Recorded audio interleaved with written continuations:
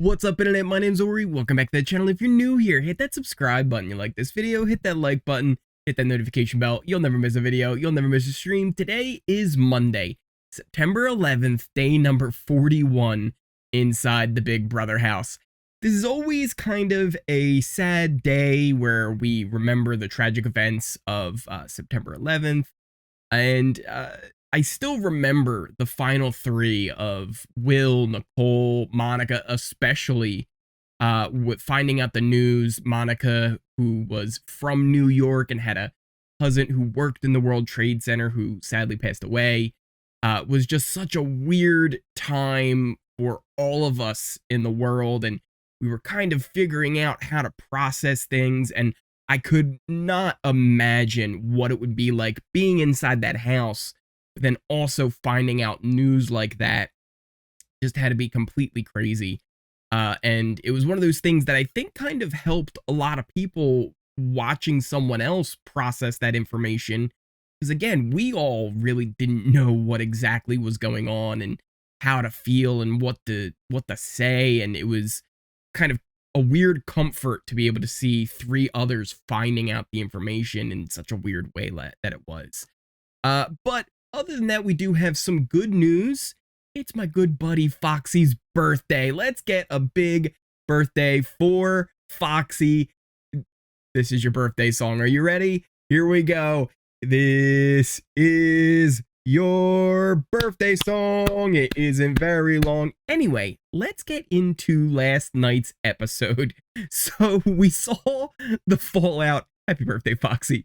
We saw the fallout of Red's eviction and Cameron winning HOH.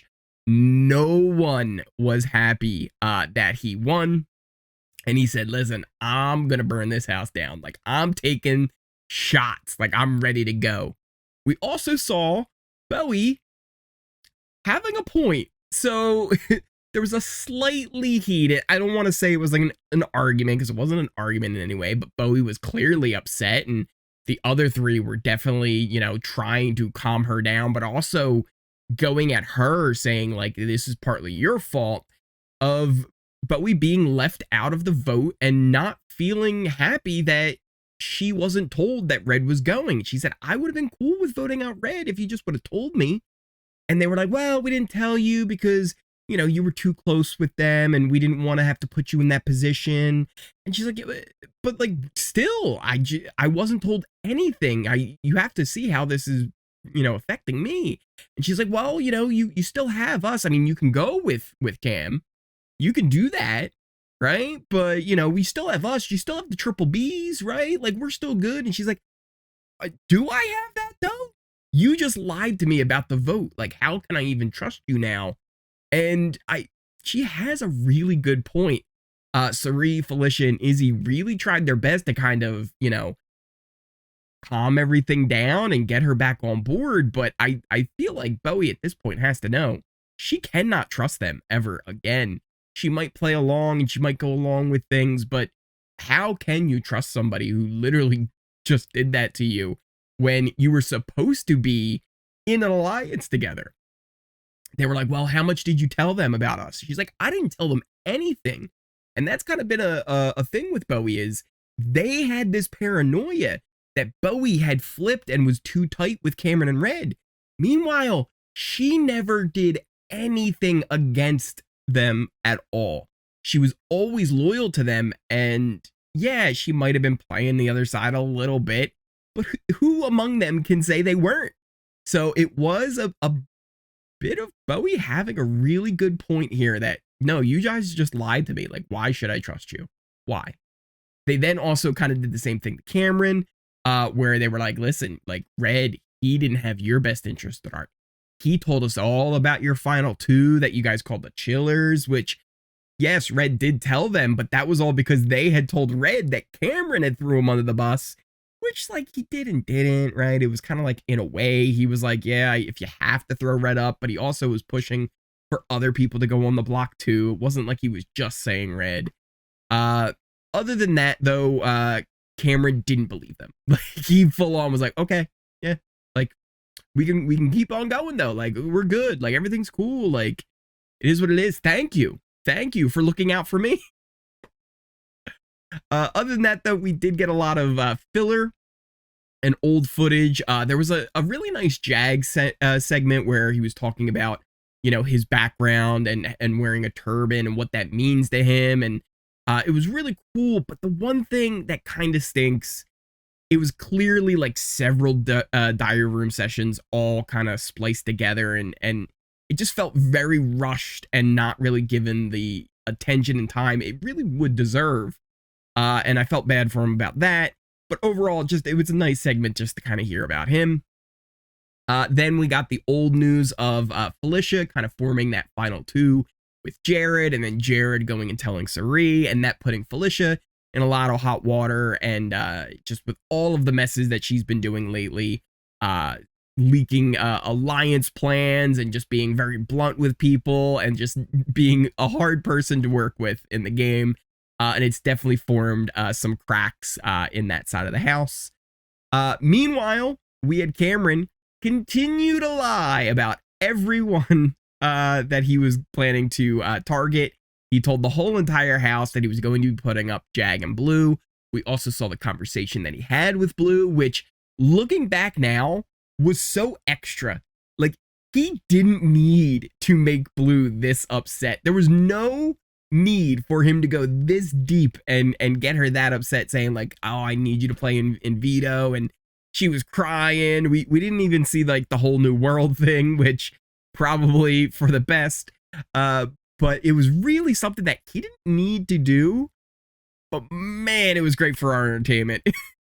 I'm really glad he did it though, because it's been fun watching him do this. We also saw his deal with Jag that he made right before nomination ceremony, telling him that, hey, I won't put you up. You won't put me up next week. You won't be a replacement nominee. But if I hear anything, deal's off. We then got to the nomination ceremony. And the funny thing was with this, they had the pies that they would put in their face. But I really like the old school nomination ceremony kind of coming back.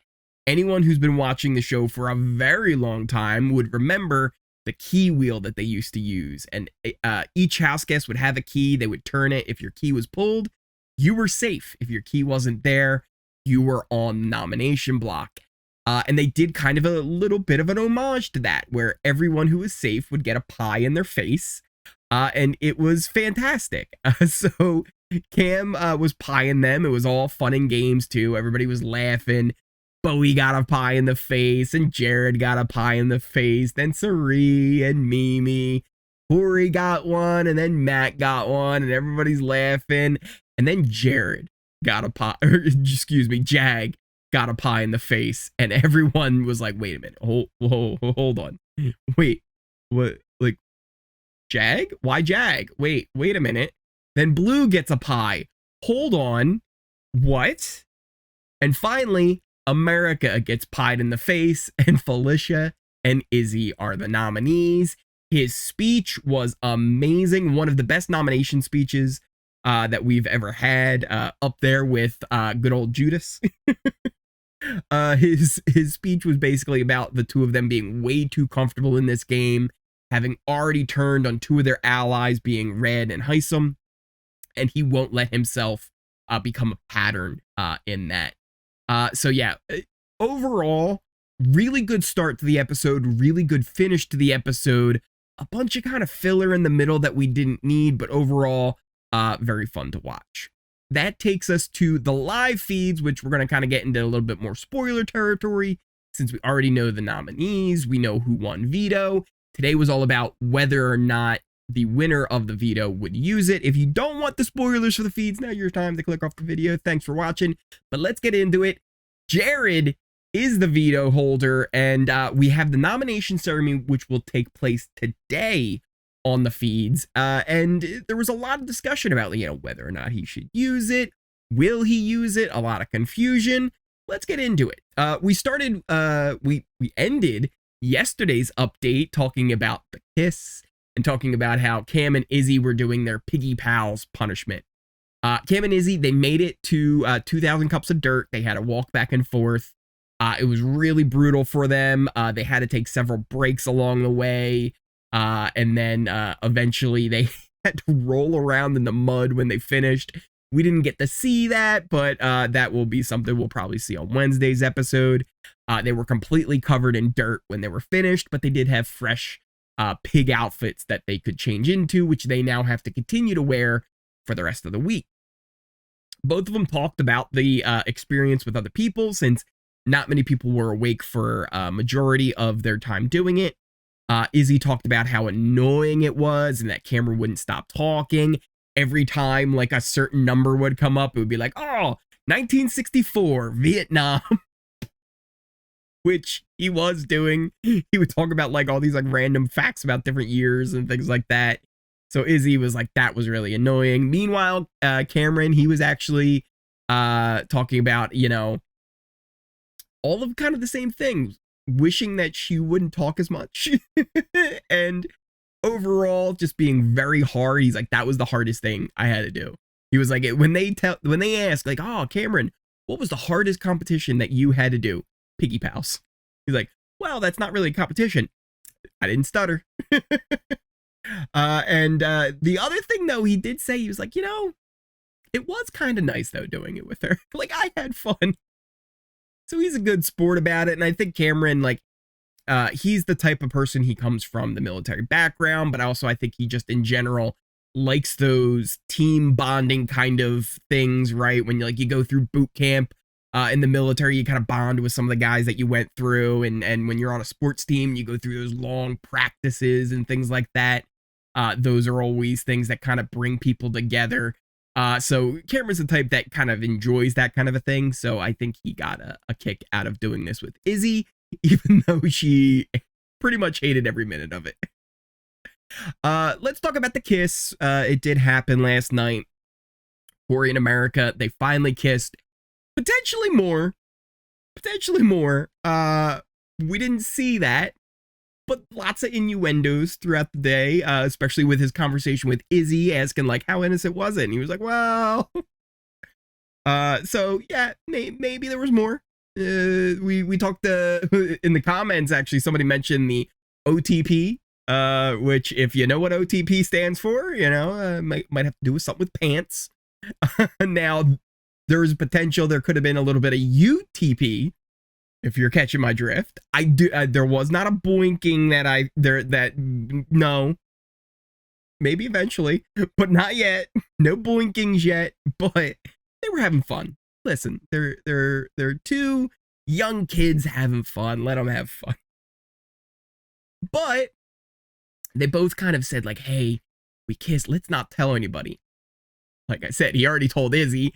She told Blue. She told Mimi. He also told Jared. And it just spread like wildfire. I think everybody knows at this point. Maybe Cameron doesn't actually know, but everybody knows. It's not really a secret. And you know, they shared the have not room last night, and there was lots of smooching, but also there was some funny stuff too, because America might have said yesterday, oh, you know, he wasn't that good at it, right? Last night they shared the have not room again, and Cory's, you know, under the covers, you can hear the smooching, and then all of a sudden you can hear America go, oh, that was good. And he like pops out of the covers, he looks at the camera, he's like, yes. You go, Cory. You do you. I think it was some kind of an ear thing. That's what was implied, because later he said, you know who taught me that? Cameron. But yeah, they're having fun.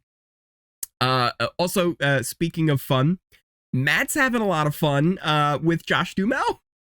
He's taking his pictures. They were like shaving together earlier today, or yesterday. He tucked them in. He tucked them in the bed the other night, and he's just having a good time with it. He was going to sleep in the have not room. We've talked before, Matt actually really enjoys sleeping in the have not room, especially on the swinging bed. It's just very peaceful, and he can kind of be alone. He's a big snorer too, so I think it's nice for him to be away from everybody else. They're like, listen, you can go. But he enjoys that. But Cory kind of was like, hey, listen, I kind of need it. Like, help me out here. And Matt's like, sure. So they ended up having the room.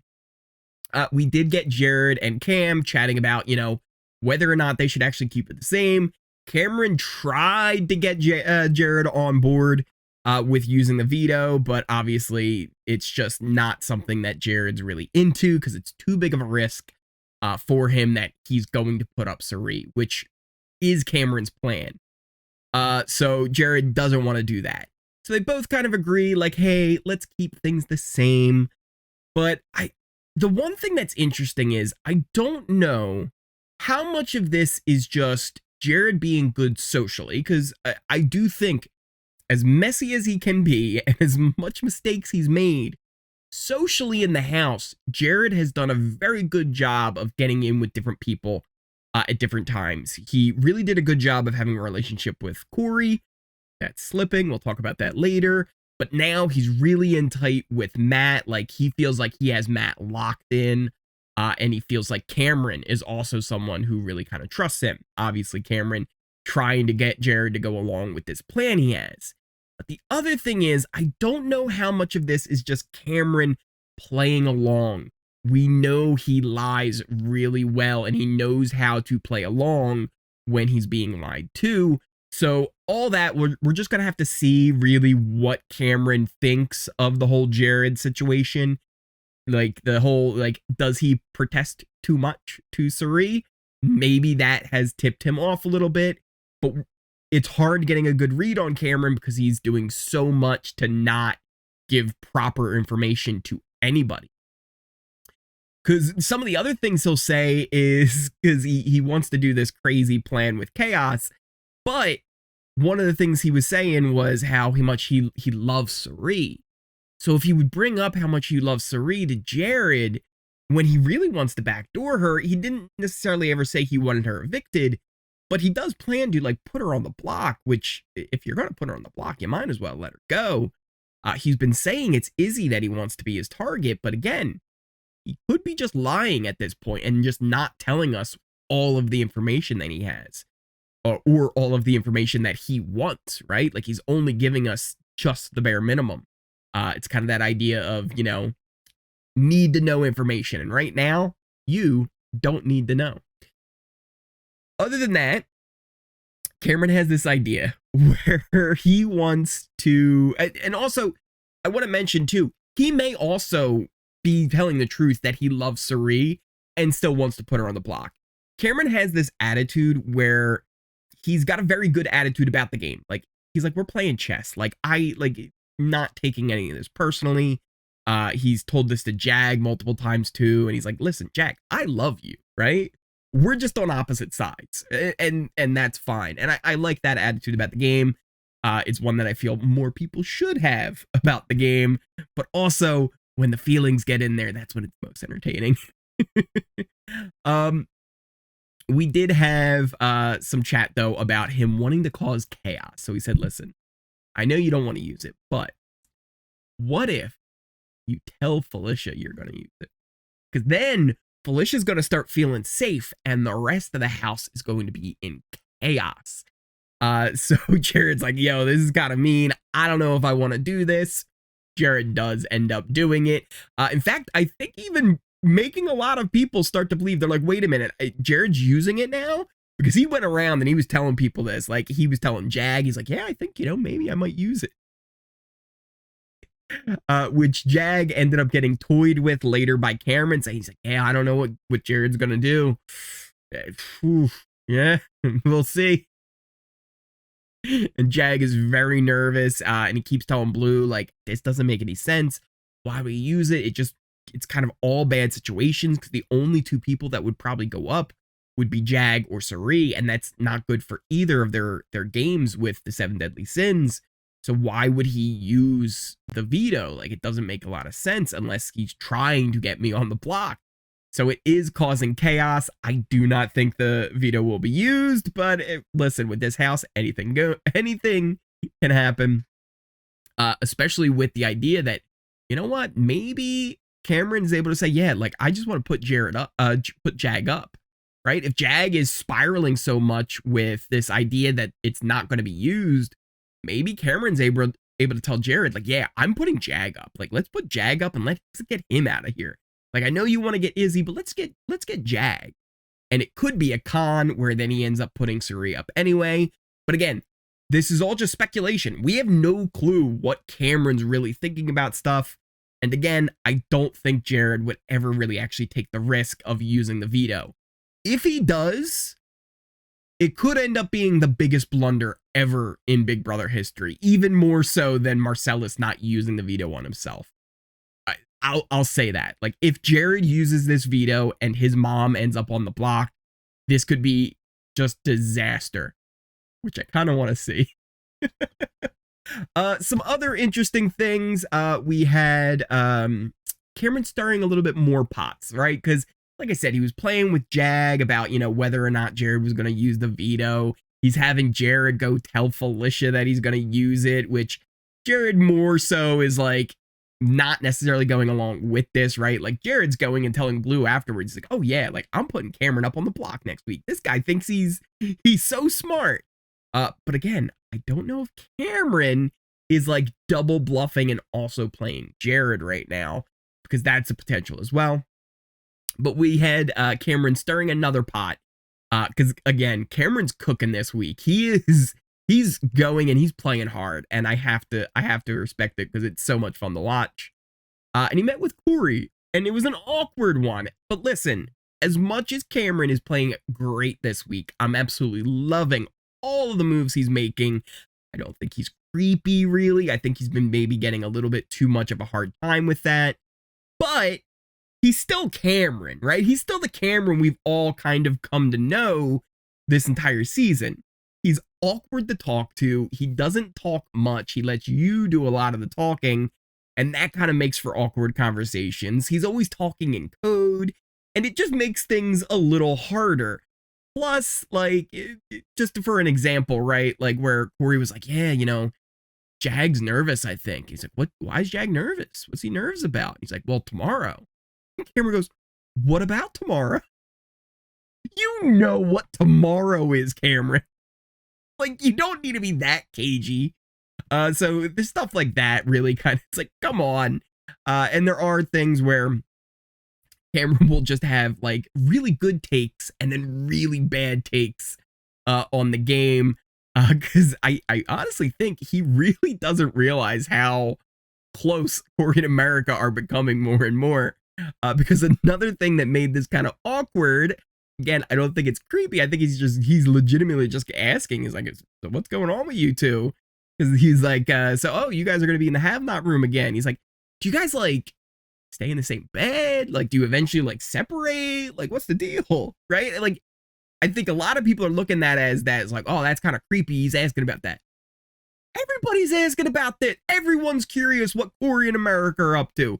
They were literally all gossiping today about how they're making out, and maybe there's more.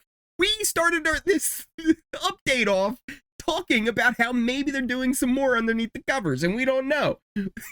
Everyone's talking about this. If Cameron is considered creepy, every one of you who clicked on yesterday's video with the thumbnail of them kissing, you're all creepy too. I'm putting it out there. If Cameron's creepy, I'm creepy. Listen, I actually probably am. We're all creepy is what I'm trying to say. Cut him some slack. It was awkward. Don't get me wrong. But I don't think it was that bad. It was more funny than anything else. Because it's like, yeah, Cameron, what the? Just the way he says things. It's different. It's different. Some other things, though. The real juicy part was he started kind of talking more about that relationship with America. And he's like, how much do you actually trust her? And he's like, only so much, right? Like, Cory does a good job of like downplaying how close they are. By the way, Cory, the answer to that question about, whether they share babies, oh no, we separate. We separate. We go our own ways. But he started kind of, Cameron started to, dig a little deeper on like what's actually going on. He's like, listen, I had someone I was really close to in this game. And talking about Red. and they went and told all of my secrets. Just be careful. Like, is there anything about your personal life outside of this game that you might have told her that you don't want the rest of the house to know? And be careful if you did or do. Basically saying, hey, I know you have a secret. And this is the thing. Cameron doesn't know what the secret is. Jared, we talked about this on yesterday's update. He said to him, he's like, listen, Cory's got this like big secret that he's hiding from people. And he's told America it. I won't tell you what it is, but just know, like, he's telling America information. So Cameron has used this now to kind of stir the pot a little bit with Cory and get him on his toes. And what I wonder here is this not to really put a wedge between Cory and America, but more to put a wedge between Jared and Cory? Because Cameron would have to know Cory's not going to blame America for it. If Jared knows, he's going to end up blaming Jared for it. And that's exactly what happened. Cory really didn't respond to it at all. Just kind of pushed through the conversation, which again was kind of awkward. But he caught on to it. He later was talking to America, who nailed that it was Jared. She's like, come on, they're trying to blame this on me again. You know it was Jared. Like, you know it was. She also admitted that she got Matt to admit that he not only played, but he used the power to save Jag. And not only that, she got Matt to admit that Cirie played in it, which really got to Cory. Because Cory, he believed that Cirie didn't play. He really thought that she didn't play. And as soon as America said Matt told her that Cirie played, he said, well, we need to win HOH. Next week is huge. He's like, we're screwed. This is bad. Because Cory felt like he was somebody that was in Matt's position, and now he can see Matt is in that position now, and that is trouble for him. And this really has opened up his eyes. So not only with that going on, there's, all the stuff with Jared, and Jared isn't really an ally anymore. So I really kind of wonder, if they win HOH next week, is he really ready to make a big splash? Does he eventually target Jared? Is Jared the person where he goes, you know what? I don't think Jag would come after me. I don't think Blue would come after me. Izzy, I think I'm good with. But Jared seems to be going against me here and doing things. Would he put up Jared? I don't know. I don't know if that's what he would do. But at the very least, he's woken up to the fact he's like, oh, I have to win HOH. Like, America, you have to win. One of us has to win because we're in trouble.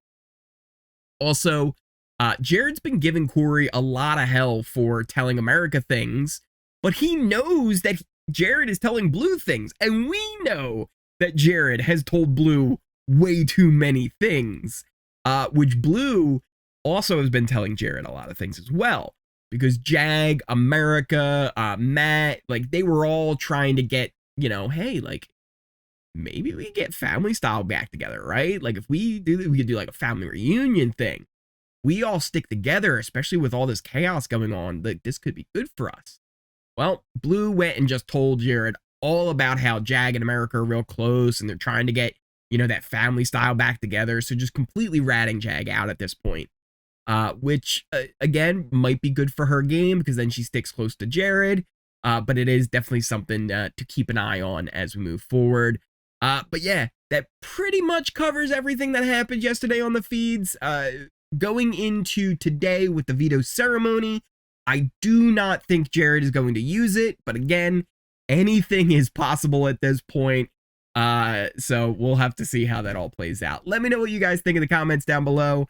Thank you guys for watching. If you are new here, hit that subscribe button. You like this video, hit that like button. Hit that notification bell. You'll never miss a video. You'll never miss a stream. Check out the links to all of my socials in the description down below. Pinned comment, things like my Twitch, Twitter, Discord. the Discord's been a lot of fun over the past few days. We've really been having some great combos in there. So if you aren't in there, come on over and join us when we're talking about the live feeds and all the fun going on. Thank you guys all again so much for watching, and I will see you next time.